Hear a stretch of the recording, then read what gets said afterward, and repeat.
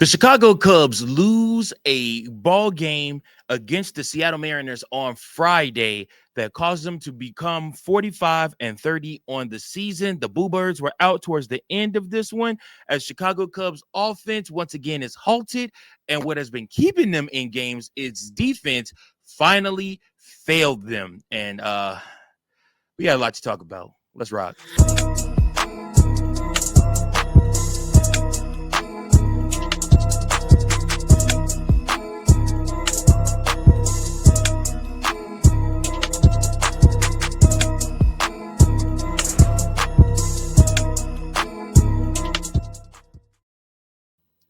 Bluebirds were out indeed, and social media is ablaze right now in Chicago Cubs community. I mean, they are damning Kyle Tucker, saying that he isn't worth $500 million. He's only worth maybe $375 at best, but I'm not paying him no $500 million. There's people out there that are damning Caleb Thielbar for giving up 2 home runs. There are people that are damning Ryan Presley for giving up a 2-run home run shot that tied the game. And people are damning Craig Counsell for making stupid decisions like putting Genesis Cabrera back in the game, knowing he is able to give up home runs at a premium. So much going on. And I just want everybody once again to woosah and take a deep breath. The panic meter does not need to be hit just yet. Relax, guys. It's going to be okay. What's up? It's your boy Mike Jones back again with another episode of Chicago Cubs Central. Please make sure that you hit that like button, that subscribe button, and that follow button. Also, make sure that you go ahead and hit that notification, a little bell if you're watching us on YouTube, so that you don't miss any news that we have for Chicago Cubs. We're breaking shorts, any breaking news, any things like that I will bring to you. Make sure that you guys are in tune and up to date with everything that's going on with the Chicago Cubs. But yeah, Chicago Cubs lose this game 9-4. Matthew Boyd was okay. He was pulled early in the game before he saw the rotation for the third time. Craig Counsell going to his tried and true bullpen, thinking that Ryan Presley would be able to shut down these Seattle Mariners, and then he was going to go Presley, Thielbar, Brazier into Palencia. Had the Chicago Cubs been able to nab the lead at any point, unfortunately, or keep the lead, prevent the lead, because they were at 4-2 when Ryan Presley was in the game, and Ryan Presley got 2 outs in the game, and then, of course, it all went haywire from there. Kyle Rayleigh, y'all, let me tell you something. This dude's the real deal. If I'm not mistaken, this brother has 27 home runs as a catcher. As a catcher, that is ridiculous, y'all. 4 runs scored, 2 home runs in this game, 3 RBIs. He went 3 for 4 in this game. Listen, he broke Johnny Bench's record in this game for the most home runs by a catcher before the All-Star break, hitting his major league leading 28th and 29th home run in this game for the Seattle Mariners. I ain't gonna lie to you guys. For me, and this is just for me as a content creator, I have to stop necessarily always looking at ERAs. I looked at this game and I looked at George Kirby, and I thought to myself, okay, I'm looking at George Kirby's ERA, his win-loss record of 1-3. He has an ERA of 6.16, 33 strikeouts, 1.40 WHIP. That does not begin to tell you the story of what this man can do on the mound. Now, yes, granted, the Chicago Cubs missed some opportunities, left some guys on base. I believe they left around 7 guys on base in this game. That's 7 runs. If you had had you gotten at least 5 of those, you would have tied the game. Had you gotten 6 of those, you would have won the game. And the Chicago Cubs, early on, had Kirby on the ropes, and PCA, and who else? It was PCA, and it was I'm sorry, I'm blanking real quick, but it was PCA and it was Dansby Swanson, who both went 0 for 4 in this game, that missed opportunities to score to score in this game. And yeah, man, it's unfortunate. It's really unfortunate that the Chicago Cubs just were not able to pull together in this game. The mainstay for this team has been when the starting pitching is rocky. If you can't get a lot of home runs, if you can't score a lot of runs, which I don't know how nobody can get a lot of home runs at this ballpark with the way this ballpark is playing with the wind blowing out. I mean, it's ridiculous. But Caleb Tilbar and Ryan Presley got a real good welcome to Wrigley moment in this game. Both of these players giving up 2-run jacks in this game. And you look at this, and I want to tell you, not so fast. Firstly, on Ryan Presley, I know everybody's ready to DFA him. Everybody's ready to get rid of him. Everybody wants to give him the same treatment as we gave Buddy from Houston last year, where we got rid of him fairly quickly once he started costing the Chicago Cubs games and he could not close. But I want to tell you guys, just relax. Genesis Cabrera, he needs to go. I don't understand why they picked him up. If the Mets, who are in championship contention like you, dropped him, why would you go pick him up? Why would you add him to a bullpen that's already been steady? Why would you use him in a lineup where he showed you he couldn't get outs for the Mets? That was a dumb pickup by Jed Hoyer. I disagree with that pickup altogether. But Caleb Tilbar and Ryan Presley. Ryan Presley has been very, very good since that Giants outing. Very, very good redeeming himself. And the Chicago Cubs are 15 games above 500. And now I know everybody wants Chicago Cubs to win every game and to control their own destinies all season long. And it would be great if that could be the case. But listen, the Chicago Cubs are going to go through slumps. The Chicago Cubs are going to go through slumps, guys.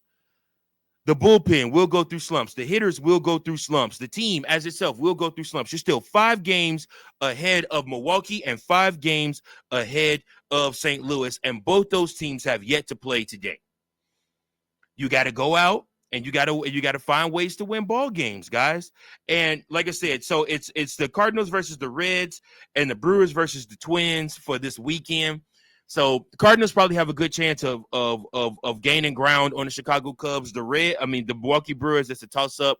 The Twins are 37-37. But then again, the Mariners were a middle-of-the-road team too until they ran up against the Chicago Cubs today and the wind was blowing out. So we'll just have to see about that. But, guys, okay, we're going to have our ups and downs this season. It was a bad day at the office.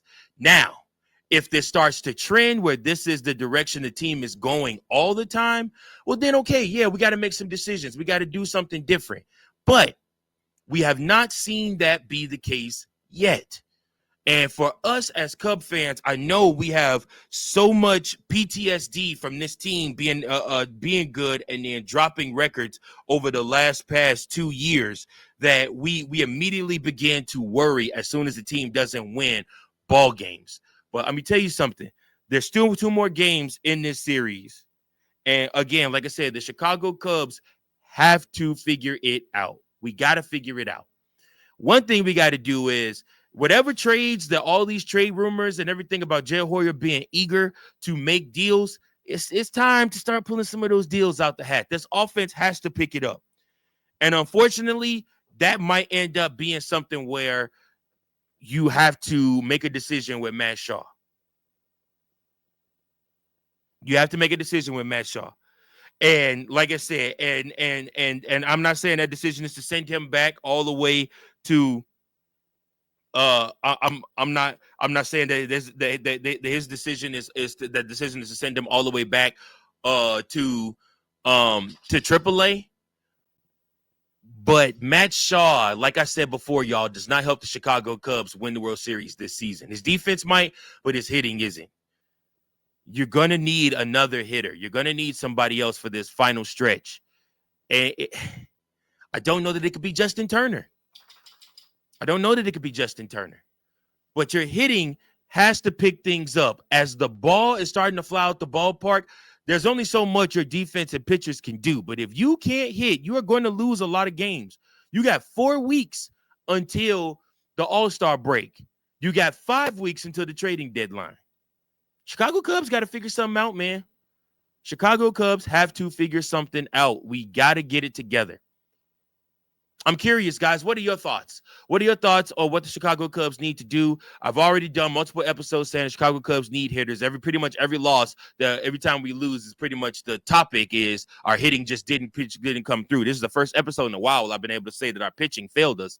But again, it was bound to happen after a while. I mean, you've had pretty much 3 months, 2.5 to 3 months of solid pitching, championship level pitching. Eventually, they're gonna drop a game or two.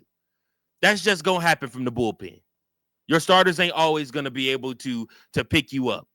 Your offense is gonna have to carry you through some of these games, and they got to pull it together. This is why people are coming after Kyle Tucker. This is why people are coming, after Ian Happ. This is why people are coming after Dansby Swanson. This is why people are coming at the Nico Horner, who hasn't hit a single home run yet this season. Maybe that's the move. Maybe you make a trade and you do something that's really gonna suck and really might hurt, but maybe you got to trade Nico Horner and get a second baseman that could actually rake. I'm not saying that that's necessarily the route you got to go. Maybe you look at Michael Busch and say maybe he's expendable and we could put somebody else at first. I really don't know, guys. But you got to figure something out. You got to get more hitting power in this game, on this team. That's the only way we're going to be able to see success. Comment below your thoughts, guys. And also, join in on the conversation, by commenting below or by leaving me a voicemail at 217-816-5498 or at cubsbaseball1992@gmail.com. We'd love to have a conversation with you guys and get your thoughts on what the Chicago Cubs need to do to be better in the next few weeks. We got some strong tests coming our way, and we still got 2 games in this series against the Mariners. The Chicago Cubs will face off against these same Seattle Mariners on Saturday. That game is another 1:20 start time. That will be the Chicago Cubs. Cade Horton, who is 3-1 with a 3.47 ERA, going up against Emerson Hancock, who is 3-2 with a 4.48 ERA. So we'll have to see what the Chicago Cubs have in store for that. Hopefully they could get a game back. Hopefully their offense is good, and hopefully Cade Horton is ready. Because the wind's blowing out at Wrigley now. And it ain't no more the wind knocking the ball down to keep home runs in the park. You got to be sharp. And then, of course, in the last game of the series, it will be Logan Gilbert, who is 1-2 with a 2.55 ERA, going up against Colin Ray, who is 4-2 with a 3.84 ERA. We'll just have to see what happens, man. So, but Cal Raleigh, listen, if I'm the Chicago Cubs, I'm damn near walking him. I would, because he's slow. So I would rather see him try to trot around the bases and steal a base than to pitch to him again after what he did. Because this is just ridiculous. But we'll see what happens. But that's my time for today. I appreciate each and every last one of you for tuning in to another episode. Hopefully the Chicago Cubs are able to fly W on Saturday against the Seattle Mariners, and we can get back into this series. But yeah, get into the conversation. Let me know you guys' thoughts on this series and what the heck does Jed Hoyer need to do, and who is expendable on this team and who is not expendable on this team. I appreciate each and every last one of you. Once again, this is your number one spot for all things Chicago Cubs. Appreciate you guys. Peace. Thank you for watching another episode of Chicago Cubs Central, the number one spot for all Chicago Cubs content. Remember to like, share, subscribe for more Cubs content.